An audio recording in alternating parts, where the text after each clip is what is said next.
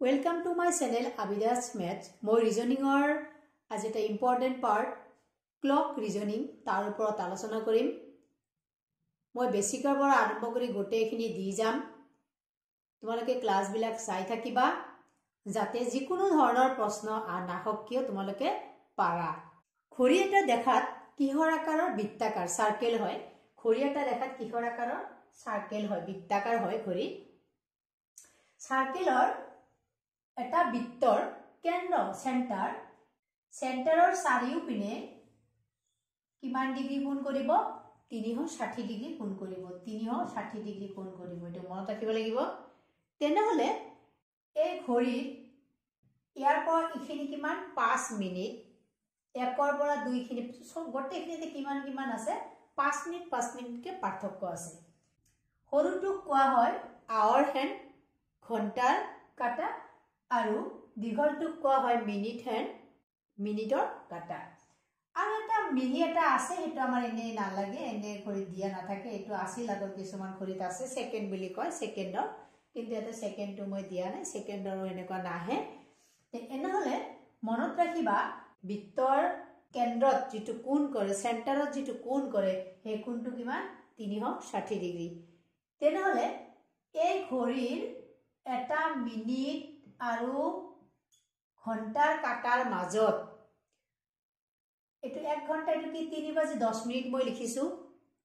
তেনেহলে এই প্ৰতিটো ঘণ্টা এটো 12 1 2 3 4 5 এনেকে গৈছে আপ টু 12 লৈকে গৈছে তেনেহলে দুটাৰ মাজত এই দুটাৰ মাজত কিমান ডিগ্ৰী কোণ কৰিব মুঠ আছিল 360 ডিগ্ৰী 360 কিমান আছে ঘৰ 12 হৰণ কৰিলে কেইবাৰ যাব 12 3 গুণ 36 29 ডিগ্ৰী তেনেহলে প্ৰতিটো ঘৰৰ মাজত এনেকুৱা 12 আৰু 1 ৰ মাজত কিমান ডিগ্ৰী আছে 30 ডিগ্ৰী 1 আৰু 2 ৰ মাজত 30 ডিগ্ৰী 2 আৰু 3 ৰ মাজত 30 ডিগ্ৰী এনেকে গোটেই কেটাৰ মাজত আমাৰ কি আছে 30 ডিগ্ৰী আছে বেসিক যেটো নলেজ এটো জানিব লাগিব পিছত আৰু এনেকুৱা অংক আছে বহুত অংক আছে কোৱেশ্চন আহিব যে ইমান বাজিলে কিমান কোণ কৰিব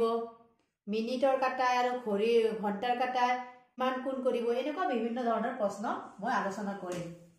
তাৰ পিছত আহিল ঘড়ীৰ কাটাবিলাক এনেকে এটাৰ আনটোৰ ওপৰত মিলিত হৈ থাকে এটা আনটোৰ ওপৰত এনেকুৱা মিলিত হৈ থাকে এনেকুৱা 90 ডিগ্ৰী কোণ কৰে এনেকুৱা চাৰিটা চাৰি ভাগ কৰিলে এনেকুৱা ইফালে 90 কৰিব ইফালে 90 কৰিব ইফালে 90 কৰিব এনেকে কিমান বাৰ 90 ডিগ্ৰী কৰিব কিমান বাৰ একেলগে মিলিত হ'ব আৰু কেতিয়াবা এনেকুৱা দেখা যায় ঘণ্টাৰ কাটা এক পিনে আৰু মিনিটৰ কাটাটো বেলেগ পিনে এটো কিমান ডিগ্ৰী হৈ আছে এটো 180 ডিগ্ৰী কিমান ডিগ্ৰী হৈ আছে এটো 180 ডিগ্ৰী হৈ আছে এতিয়া মনত ৰাখিব লাগিব যে এই যে 12টাৰ পৰা এনেকে 1 2 3 এনেকে কিমান ঘণ্টা আছে তে 12 ঘণ্টা আছে এই 12 ঘণ্টাত এই যে ঘড়ীৰ কাটাবিলাক এটাৰ লগত আনটো যে মিলিত হৈ আছে এটো এটা আৰু 11টাৰ মাজত এই দুটাৰ মাজত মাত্ৰ এবাৰহে মিলিব এনেকে এবাৰহে মিলিব এটো মনত ৰাখিব লাগিব কোৱেশ্চন হ'ব পাৰে যে ঘড়ীৰ কাটা মিনিটৰ কাটা আৰু ঘণ্টাৰ কাটা কেতিয়া এবাৰ মিলিব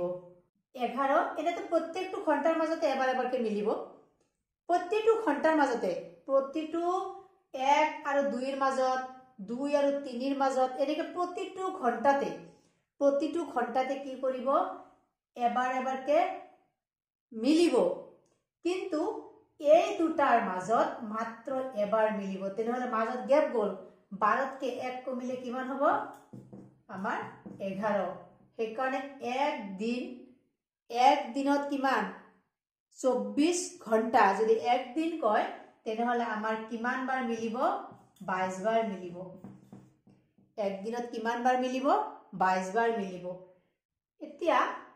এনেকুৱা 90 ডিগ্ৰী কোণ কৰিব ঘণ্টাৰ কাটা আৰু মিনিটৰ কাটা 90 ডিগ্ৰী কোণ কৰিব মনত ৰাখিব লাগিব যে প্ৰতিটো ঘণ্টাতে এই 90 ডিগ্ৰী কোণ দুবাৰ কৰিব প্ৰতিটো ঘণ্টাতে 90 ডিগ্ৰী কোণ কিমান কৰিব দুবাৰ কৰিব কিন্তু এই 9টা আৰু এই 3টা বজাত 9টা আৰু 3টা বজাত যেহেতু একে আইডেন্টিক্যাল হয় সেই কাৰণে ইয়াক 1 বুলি ধৰা হ'ব সেই কাৰণে টোটাল কিমান হ'ব তাতে তোমাৰ 22 বাৰ হ'ব 12 ঘণ্টাত 22 বাৰ হ'ব এতিয়া যে এক দিন হয় এক দিনত কিমান হ'ব 44 বাৰ মনত ৰাখিব লাগিব যদি 12 ঘণ্টাত হয় তেনেহলে 22 বাৰ এটো হল 12 ঘণ্টাত 22 বাৰ আৰু এক দিনত কিমান বাৰ হ'ব 44 বাৰ 90 ডিগ্ৰী কোণ কৰিব মিনিটৰ কাটা আৰু ঘণ্টাৰ কাটা আৰু তাৰ পিছত আহিল যদি এনেকুৱা দুটা দুপিনে হৈ থাকে ঘড়ীৰ মিনিটৰ কাটা এক পিনে আৰু ঘণ্টাৰ কাটাটো বেলেগ পিনে যদি হৈ থাকে এনেকুৱা যদি হৈ থাকে এইটোৰ নিচিনাই হ'ব মুঠ প্ৰতিটো ঘণ্টাৰ মাজত প্ৰতিটো ঘণ্টাত এবাৰ হ'ব এনেকুৱা প্ৰতিটো ঘণ্টাত এবাৰ হ'ব কিন্তু এই 5 আৰু 7ৰ মাজত এইটো 5 আৰু 7ৰ মাজত এবাৰ হ'ব মনত ৰাখিব লাগিব ইয়াত আছিলে 11 আৰু 1ৰ মাজত এবাৰ হ'ব 11 আৰু 1ৰ মাজত 11 আৰু 1ৰ মাজত এবাৰ হ'ব ইয়াত হ'ব 5 আৰু 7ৰ মাজত 5 আৰু 7ৰ মাজত এবাৰহে হ'ব এনেকুৱা সেই কাৰণে এটো কি হ'ব 12 ঘণ্টাত 11 বাৰ হ'ব 12 ঘণ্টাত কি হ'ব 11 বাৰ আৰু 24 ঘণ্টাত কিমান হ'ব 22 বাৰ হ'ব মনত ৰাখিব লাগিব এটো হল 12 ঘণ্টাত আৰু এটো এক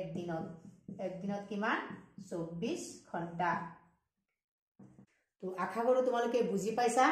মই ক্লক ৰিজনিংৰ ডিটেইলছ আলোচনা কৰিম